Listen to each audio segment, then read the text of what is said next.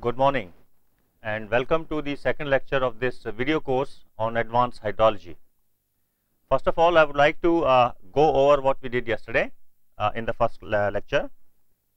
First thing we did was we looked at the overview of the course, in which we looked at the syllabus or the contents, and then we also looked at the class wise or the hour wise distribution of the topics.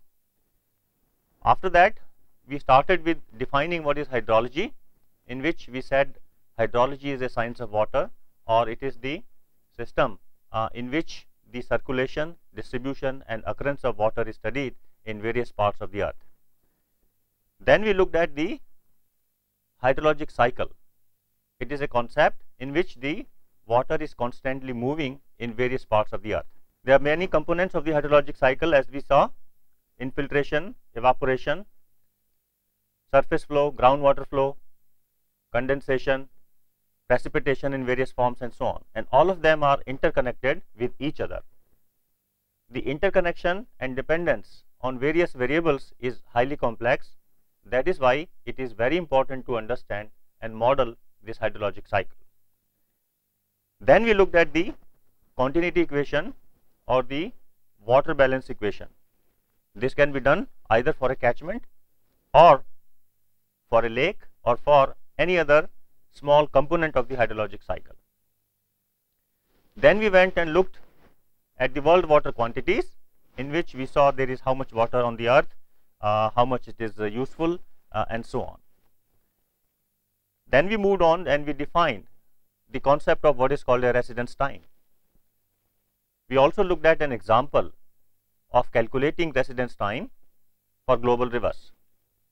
For doing this, we use the data or the estimations based on the United Nations approximations from our textbook.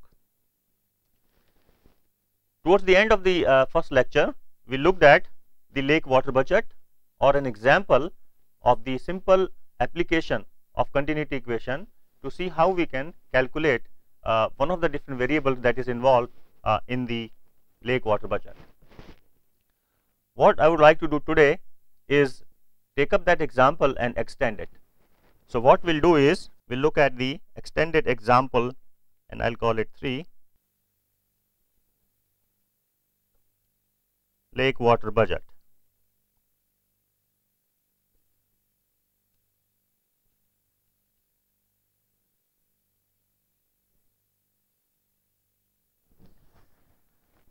So the variation which we are going to use for this example is as follows.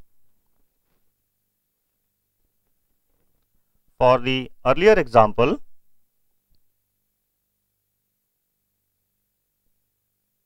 if the lake water surface elevation at the end of the month is not to drop below the initial level or water surface elevation in the lake, then what is the additional amount of water that can be withdrawn from the lake?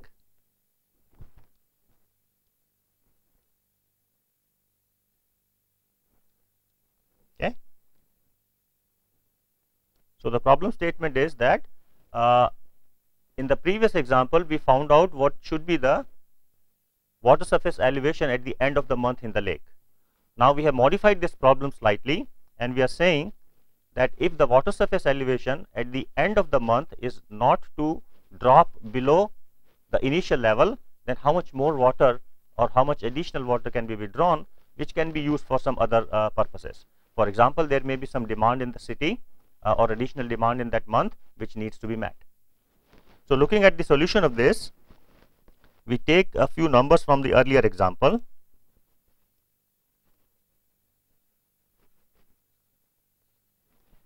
If you remember, the initial lake water surface elevation was 103.2 meters, and in that example the S2 was 103.258, I think, meters. However, in this example, the desired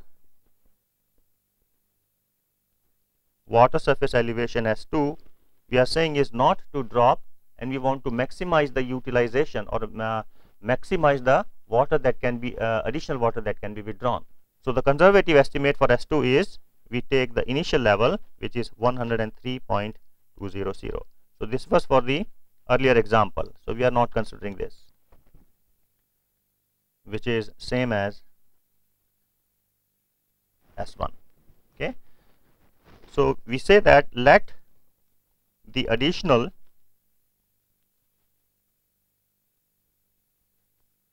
demand to be met be, we denote this by a variable called W. So in the last example we looked at the water budget equation for the lake. Now we have an additional variable W, or additional water demand, that needs to be met. What do you think that the water budget equation will be? Will it get modified or it will be same? As we would see that it will get slightly modified. So we first need to write the modified lake water budget equation, in which this W should somehow appear. That is, the earlier equation was like this, in which you have some inflows in the form of upstream flow and the precipitation times the area, minus there was some outflows in the form of Q delta T plus the evaporation times the area, and then minus I am going to write W is equal to delta S. So you see that there is an additional variable which has appeared in this modified water budget equation in the form of the additional water that can be released from the lake. Now we take the data from the earlier example in terms of I bar delta T, P, A, and all those things. That is, the inflow was, if we go back to your notes, it was 15.552 million meter cubed. The Q bar delta T was 16.848 million meter cubed. The precipitation input was 7.25 million meter cubed, and the evaporation losses from the lake were calculated as 3.05 million meter cubed. So moving on, now for this particular example, for delta S is equal to S2 minus S1 is equal to 0. What is the value of W? That is what we have to find. How do we do that? We just use that simple continuity equation and find W as, you put the values 15.552 plus 7.25 minus 16.848 plus 3.05 times 10 to the power 6. Delta S disappears because its value is 0. So this will come out to be 2.904 times 10 to the power 6 meter cube.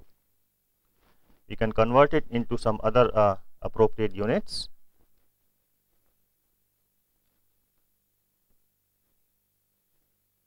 Divided by 5,000 hectares was the area of the lake. So we divide by the area of the lake in square meters. So the answer we would get is approximately 0.058 meters, or it would be about 5.8 centimeters. Okay. This number which we have got is over a month. Okay. So this is a linear value or the length scale value spread over the whole area of the lake in the whole month. We can convert it into any rate or withdrawal rate, average rate from the lake as follows.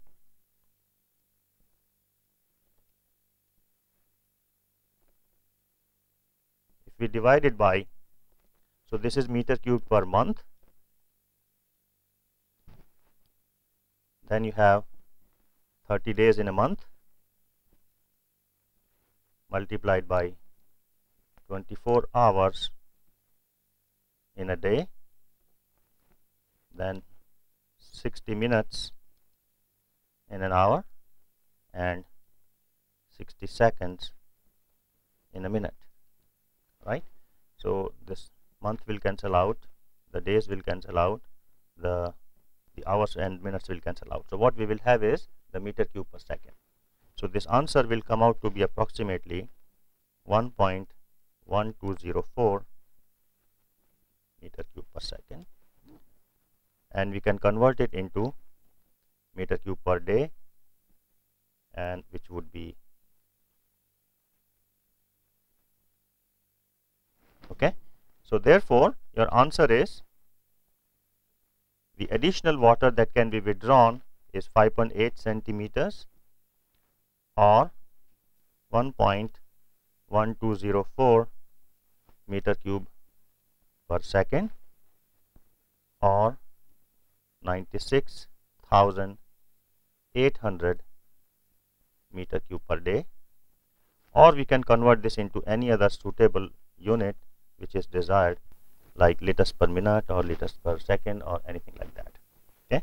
So this way we see that using a very simple application of the continuity equation or the water budget equation, we can play around with different variables and find out what are the or how we can meet the requirements or additional requirements. Okay. This water balance equation is very useful in managing the existing water resources. All right. Now what we will do is we will move away slightly from this, and we will look at what is a hydrologic systems concept.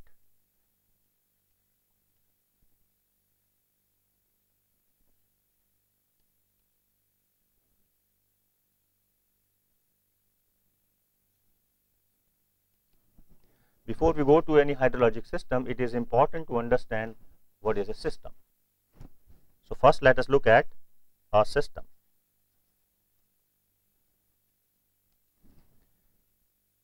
How do we define a system, or what do we understand by a system? We have various physical natural processes that occur in the nature. It may be related to civil engineering, it may be related to chemical engineering, electrical engineering, science, or any other field. So there is something happening in the nature which may have certain inputs. The system will work upon those inputs and produce some output. So the essential components of a system are that there is some input, there needs to be some output, and the system is operating upon those inputs, and they produce the output by certain operator or certain processes which are ongoing in that system. So we will call it some operator. So this is what is actually happening. All right. So if we represent these subcomponents in a schematic diagram, then you have the input to the system. This is your, let's say, operator or the system operator, and it will produce some output. Now this I and O, this can be either a scalar or a vector. There can be a single input, there can be more than one input. There can be only one output, and there can be more than one outputs. So the system can be very simple or it can be very complex also. and it's up to us how we want to define that particular system. All right. So this is the schematic of any system in the very simplified or broad terms. What is a hydrologic system? It is nothing but a system in which the input and output variables involved are hydrologic variables. Can you think of any example of a hydrologic system? Yes. What we can have is rainfall as the input, and this rainfall can be varying with respect to time. As you all know, this is time versus rainfall. And then the system is your catchment. All right, this is your catchment on which the rain is falling, and then what comes out of the catchment at the outlet is your Q, or the discharge or flow as a function of time, which as we know looks like this, in which the x-axis represents the time and on the y-axis we have Q. We can model this system using many approaches, and one such approach I am sure all of you have looked at is what is called a unit hydrograph. We will come to this little later in this course. As you all know, what is a unit hydrograph? It is an operator. It is a process, or it is something which operates on the rainfall, and in this case it is effective rainfall. So if we dump certain amount of effective rainfall into a catchment, then it will give you the direct run of hydrograph, right? So unit hydrograph can be considered as some operator or some hydrologic system model. Okay. So if we represent the general equation of a system, it would be something like, let's say, Q, and it can be function of time. I am being general here, is some operator times I of t, where your Q is the output, or O is the output, I is the input, and this omega is called the transfer function.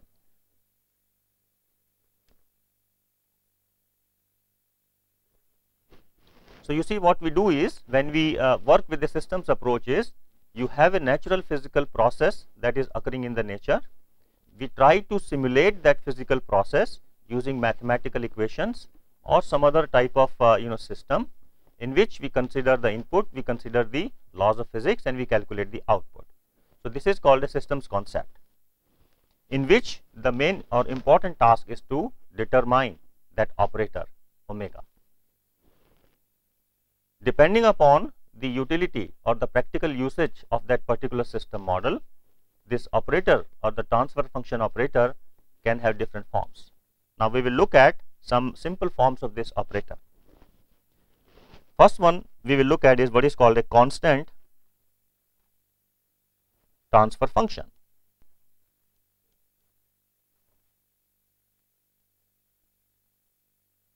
It is the most simple form of a transfer function or an operator on any system. As the name suggests, it is constant, does not change with time, does not change with space. So it's easy to determine or easy to calibrate that kind of model.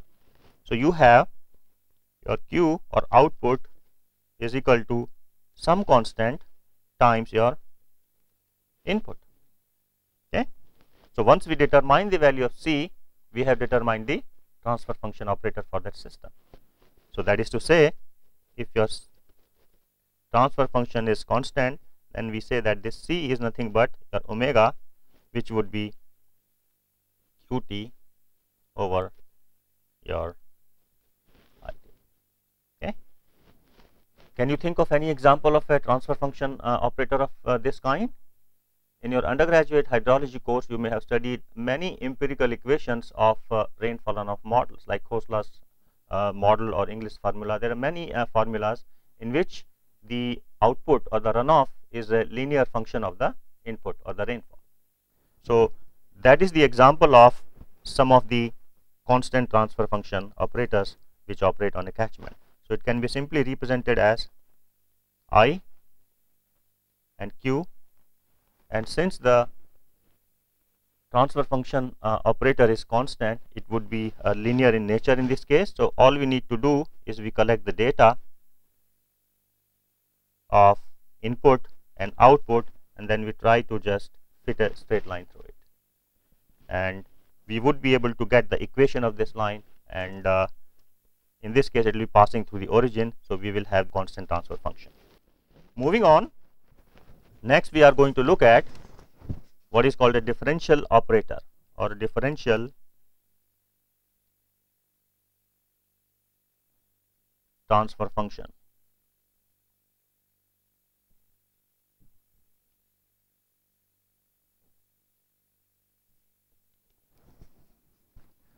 Now this differential transfer function is slightly more complex than what we had just looked at. What we'll do is we will try to derive the expression of the transfer function operator in the differential form for the simplest of cases. I'm not sure if you know the concept of what is called a linear reservoir. Does any one of you know what is a linear reservoir in hydrology? Linear reservoir is something in which we assume that the storage from in the catchment is a linear function of the outflow. In other terms, or in mathematical terms, your storage in the catchment can be defined as linearly related with the outflow, where S is the storage and Q is the outflow, and K is some constant for that particular catchment. Okay. As we know, the catchment system is highly nonlinear and complex in nature. However, it is difficult to obtain the transfer function operator for that, considering this as nonlinear and more complex. So what we can do is, to get started, we can assume the catchment behavior to be linear using the concept of what is called a linear reservoir, and then let us see how the system will behave, and the kind of results we get using the linear reservoir are extremely useful for most practical purposes. So what we will do is, we will use the basic continuity equation to find out what will be the form of the transfer function operator for this case. What is the continuity equation? As we had seen earlier, the change in storage is what? It's nothing but the input minus output, right? Okay. Now what we do is, using our assumption of linear reservoir, we find out what is ds by dt. In this, your K is constant, so it would be rate of change of your outflow with respect to time. And what we do is, then we put the value of ds by dt from here into this equation. Once we do that, what we will have is K dq over dt is equal to it minus qt. We can simplify this further, taking the q on the other side and I on the right hand side. Now I define d as a differential operator d over dt. I am sure most of you would be familiar with this mathematical operator, and it is called the differential operator.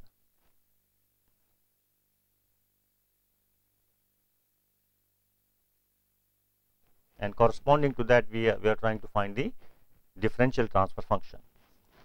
So what I can do is, then you can take the q outside and then say it is kd plus 1 acting on q, okay, is equal to I. Is it clear? What we are doing is, we are taking the q out from here and applying what is remaining, that is kd times qt plus 1 times qt, that is the equation we had above, and all of that will be equal to the input in the system. From this, it is very easy to see that your Qt is nothing but 1 over Kd plus 1 times I of t. So that gives me the format or form of this omega or the transfer function operator.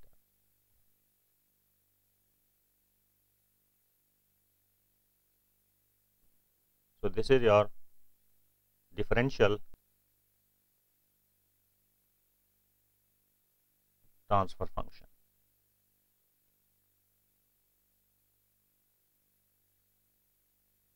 And this is for the linear reservoir, for which we had assumed this S is equal to K times Q.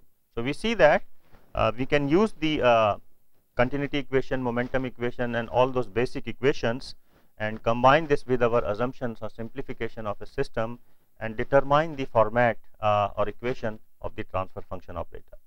In this particular case, it was very simple, but as you can imagine, we can have many more transfer functions which can be more complex in nature.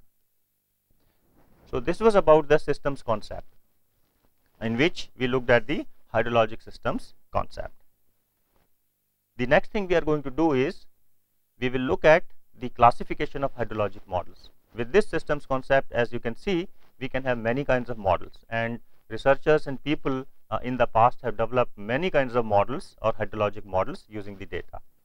Now the next step we are going to look at is the classification of these models, that is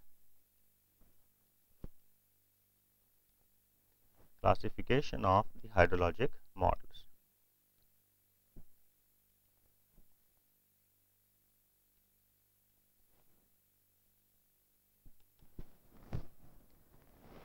When we classify any concept, it can be done in many ways, depending upon the angle which we look at that particular concept. So the classification of hydrologic models also we can do in many ways.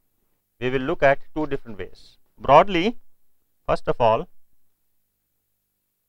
the hydrologic models can be classified or grouped into two kinds. One is a physical model and other is an abstract model. You understand what are the physical models and the abstract models? In a physical model, what do we do?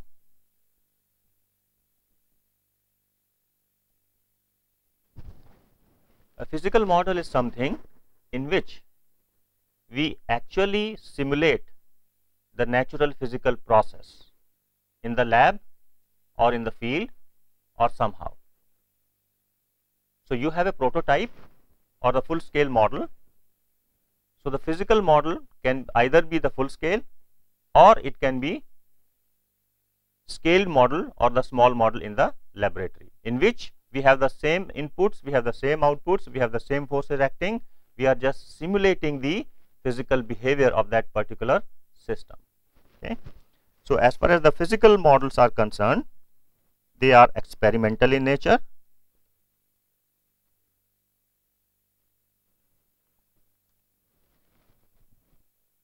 And when we carry out these experiments, what we want to make sure is that they are identical as far as their behavior is concerned to the prototype or the actual system. The physical systems can be either the scale models or the analog models.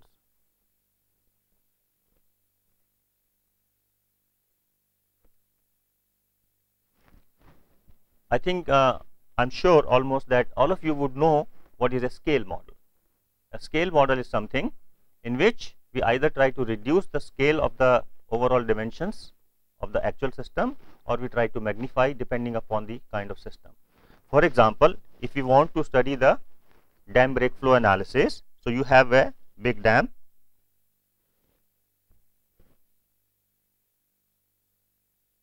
What happens if the dam breaks? All right. So lots of water will gush towards the downstream. We cannot study this kind of thing in the field. because we cannot afford to break a dam and then see what is going to happen downstream, because there will be a lot of people, there will be fields and a lot of economic value involved. So, what we do is we try to simulate this dam break flow model by constructing a very small dam in a lab, which is called a scale model.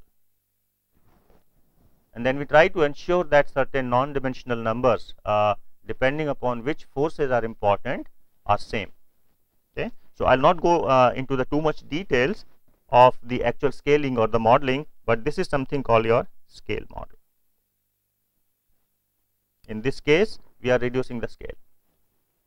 However, we may be studying some microorganism not related to hydrology, but from small scale we may want to magnify the overall scale of the system, so that we can study it at a larger scale. So, this is about the scale models.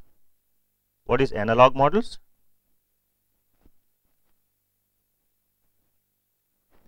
By the way, analog models are not very popular these days. The experimental models are still popular, or used rather, to understand new phenomena and various types of processes.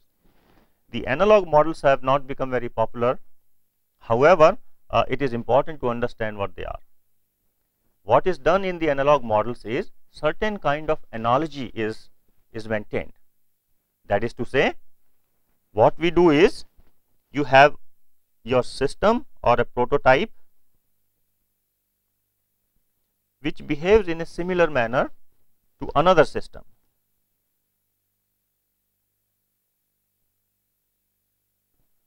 So, what we do is we try to simulate the properties of a particular system by using a completely different or another system. For example, in hydrology we have a flow system is replaced by, let us say, electrical system. And a famous example of an analog model is Haley-Shah model.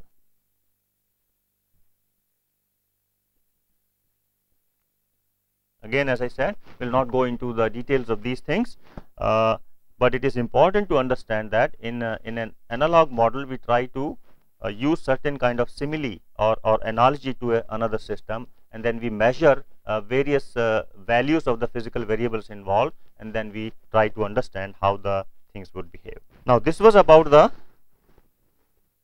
physical model, two types of physical models. Now, coming to the abstract models.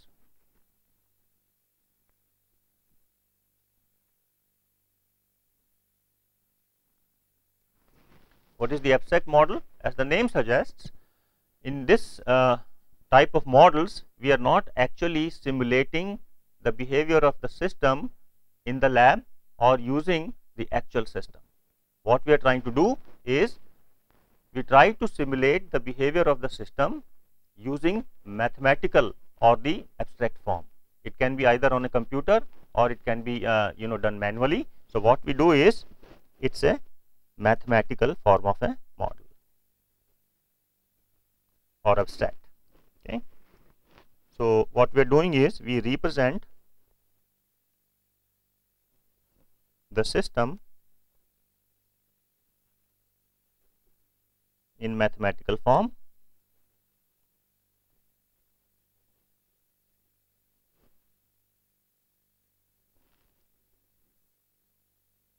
using a set of equations, etc., which relates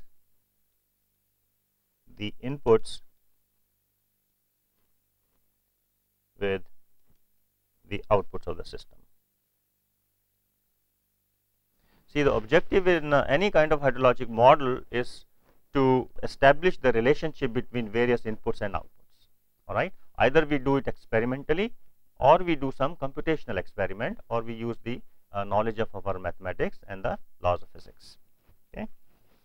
So, this was one angle with which we look at and we classify the hydrologic models. Another way to do that is, or another point of view,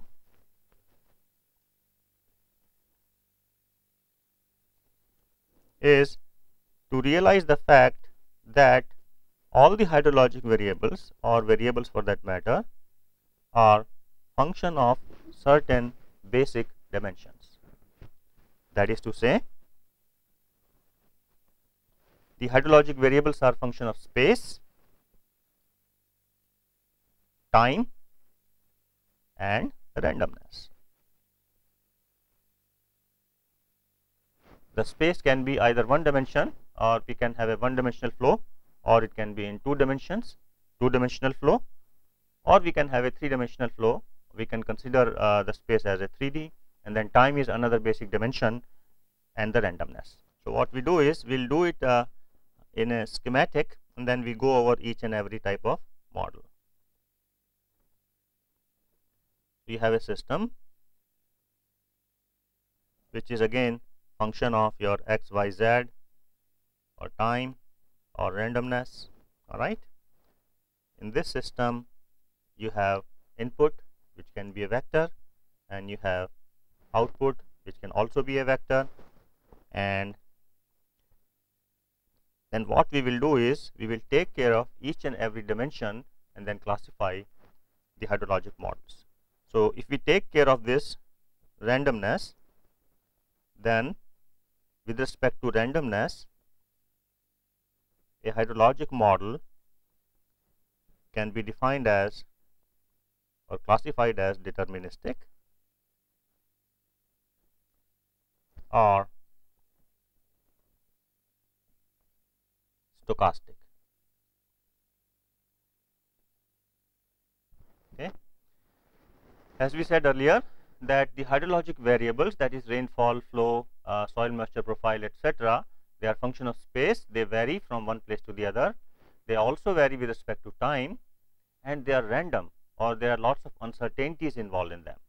That is to say, their values may be different at the same place for the same condition for different times. So if we take care of this randomness dimension, then the models can be classified as either deterministic or stochastic. So what is a deterministic model? A deterministic model is one in which we use the laws of physics and we ignore the uncertainty or the randomness involved in the hydrologic variables. Another way to look at the deterministic model is that, let us say you have a model like y is equal to mx plus c. So x is an input, it may be a vector, and y is the output. So once you calibrate the model, calibration means finding out the values of this m and c. Once you have done that, the output calculated from a deterministic model will always be same as long as the input is same. That is to say, if the value of x is some particular value, let us say 2.3, the output will always be same. However, in the case of a stochastic model, because there are uncertainties involved, the output will never be same. For the same input, you may have different outputs. So what we have is, we add another component epsilon, and we say that this is your random component. Okay.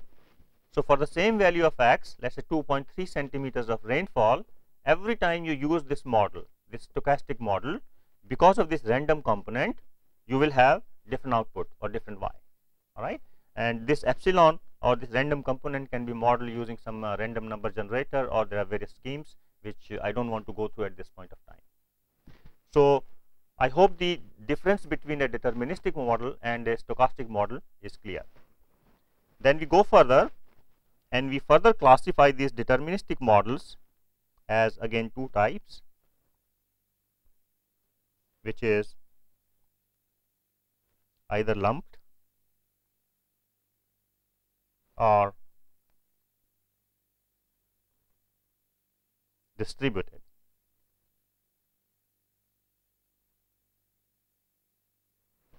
What is the difference between a lumped model and a distributed model? Well, in a lumped model, we ignore the spatial variations involved in the variables, and in a distributed model, we account for the spatial variation. So when we are defining or classifying the models as lumped and distributed, we are taking care of the space dimension.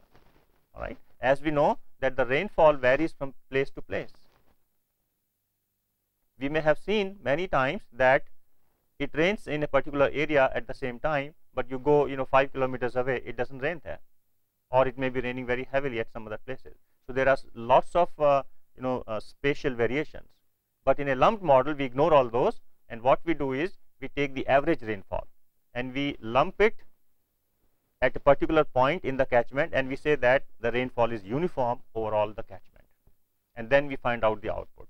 However, in a distributed model, what we do is we scatter the rain gauges, we find out the values of rainfalls at different places in a catchment, and then we account for those variations, and we divide the overall basin into sub basins, and we do the flood routing, and we calculate the overall response from the catchment using a distributed approach.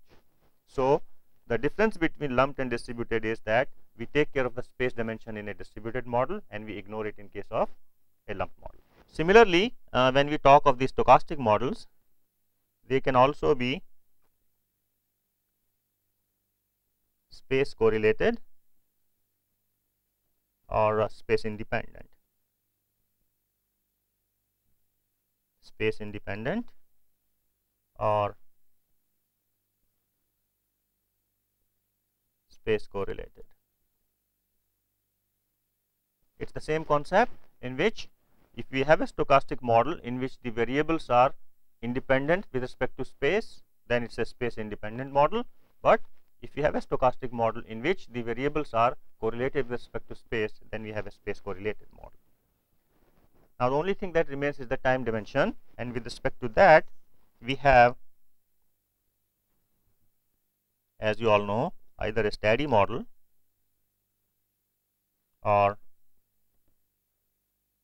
unsteady model. Okay, and I am sure all of you know what is the difference between a steady model and an unsteady model. In a steady model, we ignore the variation of the variables with respect to time, and in an unsteady model, we try to account for the variations with respect to time. So we can have a steady lumped model, or we can have unsteady lumped model. Similarly, as far as the distributed models are concerned, we can have the same classification.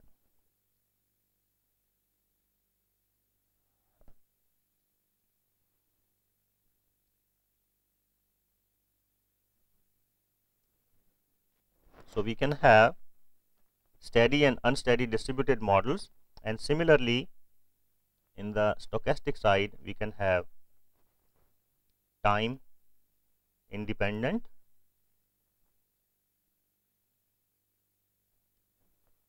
model or time dependent model.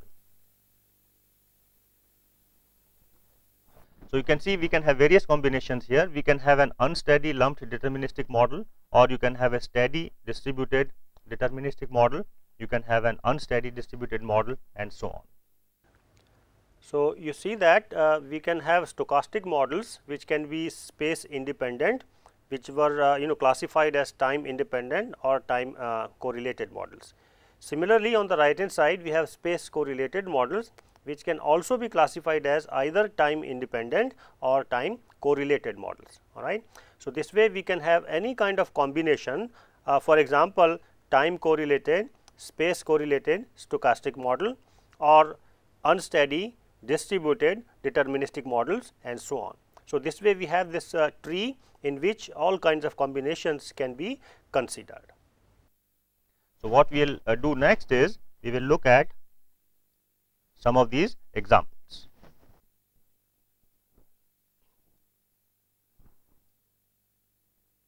This is a case of a channel flow. This is the bed slope from 0 to L. There is some flow I going in and some Q going out. And if we represent this on a scale from 0 to L in the x direction, or this is distance x, and on the vertical axis we represent time,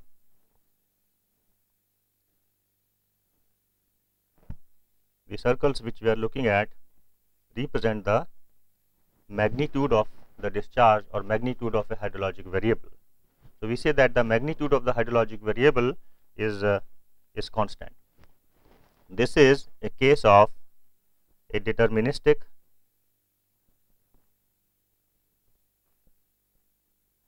lumped steady flow model in which your I will be actually equal to Q. So, things are lumped or they are not allowed to vary with respect to space, and things are steady. That is to say that the discharges or the hydrologic variable values are not changing with respect to time also. We can have another model. This is the channel again, in which you have the water surface elevation like this, in which your I can be varying with respect to time. This is 0 to L, and the output can also be varying with respect to time. And if you look at the output from the system between 0 and L, you have things changing as a function of time. The diameters of this circle represent the magnitude, so it is changing with respect to time. That is to say, then this is a case of a deterministic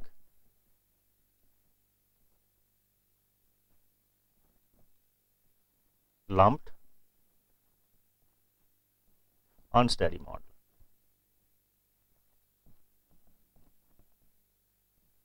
All right, in which, as we know, the ds by dt is equal to I minus q. All right.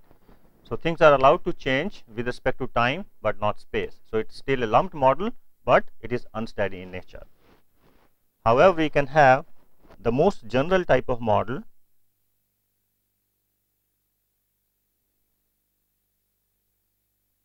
in which the input can be varying with respect to time, let us say inflow hydrograph, and output also is a function of time, outflow hydrograph, all right, and the water surface elevation may be varying with respect to space also. So, this is some delta x. So, what we do is we discretize the space dimension and we compute the variations in your depth, and then if you look at the output from the system, you would have between 0 to L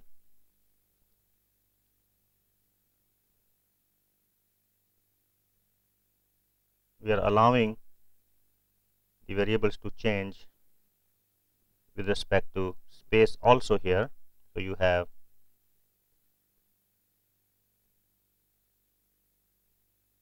delta x, delta x, delta x, and this is the time dimension.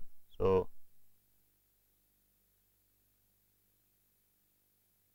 you see that things are changing with respect to space. The diameters of the circles I am putting here are varying with respect to space and time as well. This may be different, this may be different, and so on. Okay.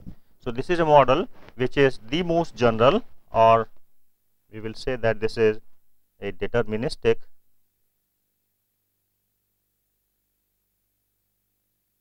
distributed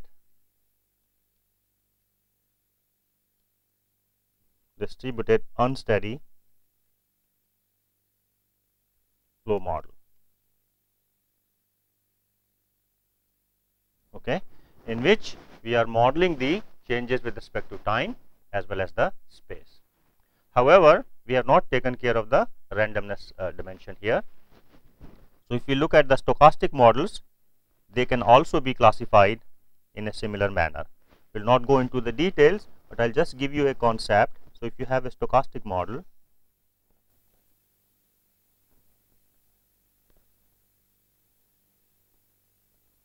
all right, in which you have some input and some output. As we know, it has this form, and this input is also like this. Okay. Now, what we do in a stochastic model is we say that we are not very sure about the input. That is to say, if you have a rainfall runoff model, you say what is going to be the value of rainfall tomorrow. We used some modeling and find out that it is 2.3 centimeters. However, we are not sure that it is going to be 2.3 centimeters with 100% accuracy. We may be able to say that we are 90% sure that rainfall will be less than 2.3, or we may be able to say that we are 50% sure that the value of rainfall will be that much. So, what we do is we assign a probability to the magnitude of your inputs, and depending upon the different magnitudes and probabilities, we generate a probabilistic distribution. That is to say, you have a value of, this is P is the probability and I is your input. All right. So, for each value of I, you have some, you associate certain probability, and similarly what you will be able to do through this stochastic model is generate the output Q with certain probability distribution. So, you do not have a single output, but you have multiple outputs or a probability distribution of your outputs in a stochastic model. That way, this type of information is very helpful in analyzing many water resources systems, in which the uncertainty or the reliability or the probabilistic approach is very necessary. So, with this I think I would like to stop at this point of time with the second lecture, and in the next lecture we will start with the derivation of the Reynolds transport theorem, which is the mother of all the basic three equations.